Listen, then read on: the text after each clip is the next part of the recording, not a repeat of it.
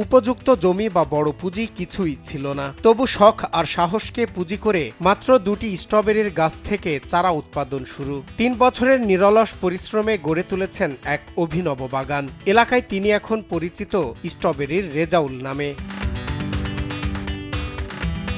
ইতোমধ্যে প্রায় ৪৫,০০০ টাকার স্ট্রবেরি বিক্রি করেছেন তিনি। সামনে আরও ১.৫ থেকে ২ লাখ টাকার বিক্রির আশা। বাজারে চাহিদা ভালো, দামও সন্তোষজনক। ফলে প্রতিদিন সকাল বিকেল বাগানে শ্রম দিচ্ছেন। স্ট্রবেরি একটা বিদেশি ফল। এই ফল আমার চাষ করা খুব শখ জাগে। তখন আমি 2টা চারা সংগ্রহ করি। 2টা চারা সংগ্রহ করিয়া প্লাস্টিকের টবের মাঝে আমি 2টা চারা রোপণ করি। রোপণ করার পরে এই চারা অল্প কিছু চারা বের হয়। বের হওয়ার পরে আমি কিছু অল্প কিছু চাষ করি। চাষ করার পরে তখন আমার ইচ্ছা জাগলো যে আমি এগুলো একটা বড় পরিসরে করতাম। তখন আমি প্লাস্টিকের জার গুলা সংগ্রহ করা শুরু করি। জার সংগ্রহ করিয়া এখানে আমি 500 গাছ আমি রোপণ করছি। 500 গাছ রোপণ করিয়া আমি এখান থেকে 30-40-45,000 টাকা আমি এই বছর ইনকাম করছি। আর আশা করি আরো লাখ-1.5 লাখ টাকা ইনকাম করতাম। আর আমার দেখা দেখি যে আরো অনেকে আগ্রহী যাচ্ছে যে স্ট্রবেরি চাষ করা। অনেকে আমার তো সারা নিশ্চয় সারা নিয়ে তারা চাষ করছেন, তারা অনেক ভালো ফলন হয়েছে। প্লাস্টিক জারে সাজানো লাল ফলের বাগান দেখতে প্রতিদিন ভিড় করছেন উৎসুক জনতা। কেউ কিনছেন, কেউ বা নিচ্ছেন চাষের পরামর্শ।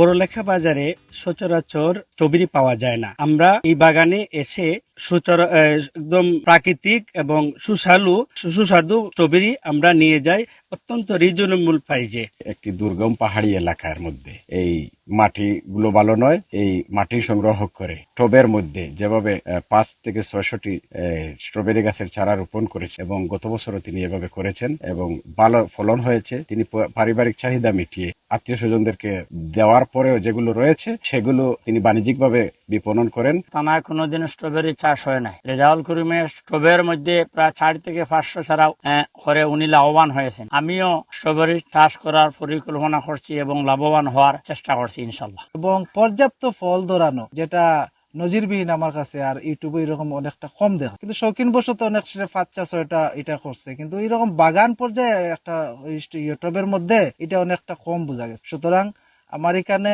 আসা যাওয়া আছে, দেখা যায় অনেকটা প্রাকৃতিক টানে আমরা চলে আসি, অনেকটা ভালো লাগে। এই বাগানগুলা পরিদর্শন করলেই ভালো লাগে, মন ভরে যায়। খাওয়া তো দূরের কথা, দেখলেই মন ভরে যায়। মৌলভীবাজারের বড়লেখা উপজেলার সহিয়া গ্রামে এই স্ট্রবেরি বাগানে প্রতিদিন অন্য কাজের পাশাপাশি শ্রম দিচ্ছেন এখানকার কর্মীরা। স্ট্রবেরি গাছগুলারে আমি বাচ্চাইন লাগান যত্ন করি, খৈলের পানি, খৈল, চাউলের গুঁড়া, চাউলের পানি সবগুলো মিশাইয়া আমি সবসময় তার যত্ন করি। বা কোনো ভাইরাসে ধরলে, যে গাছে ভাইরাসে ধরে আমি ওই গাছগুলা আউট করে ফেলাই দিই। বা কোনো গাছে ফুকা ধরছে নি, ওষুধ ব্যবহার করি। সবসময় আমি এই কাজে নিয়োজিত থাকি। নতুন প্রযুক্তিতে প্লাস্টিক জারে স্ট্রবেরি চাষে কৃষি বিভাগ সব সময় পরামর্শ দিয়ে পাশে আছেন বলে জানান এই কর্মকর্তা। তিনি একজন উদ্যোক্তা কৃষক, যিনি সবসময় চেষ্টা করেন নতুন ফসল নতুন ভাবে উদ্ভাবন চাষাবাদ করার জন্য। এরই পরিপ্রেক্ষিতে বর্তমানে স্ট্রবেরি চাষ করছেন, প্রায় 500টা টবে এখানে চাষাবাদ করছেন।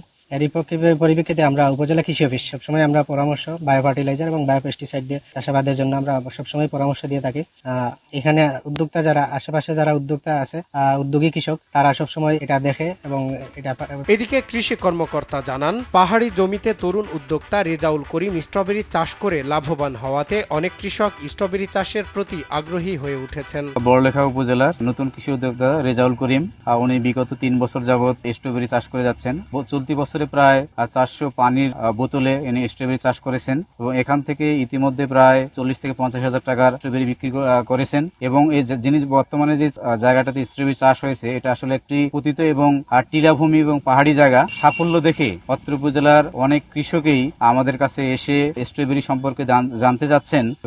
আমরা আশা রাখি যে বড়লেখা উপজেলায় উচ্চমূল্য ফসল স্ট্রবেরির বাণিজ্যিকভাবে সম্প্রসারণ হবে এবং কেউ যদি এটা বাণিজ্যিকভাবে করতে চায়, আমরা উপজেলা কৃষি অফিসের পক্ষ থেকে তাকে সব ধরনের সেবা প্রদান করব। স্বপ্ন আর সাহসের পথ ধরে পাহাড়ি জমিতে ফুটে উঠেছে লাল সম্ভাবনা। এই উদ্যোগ ছড়িয়ে পড়লে বদলে যাবে জীবনের চিত্র, কমবে বেকারত্ব, নিশ্চিত হবে পুষ্টির চাহিদা।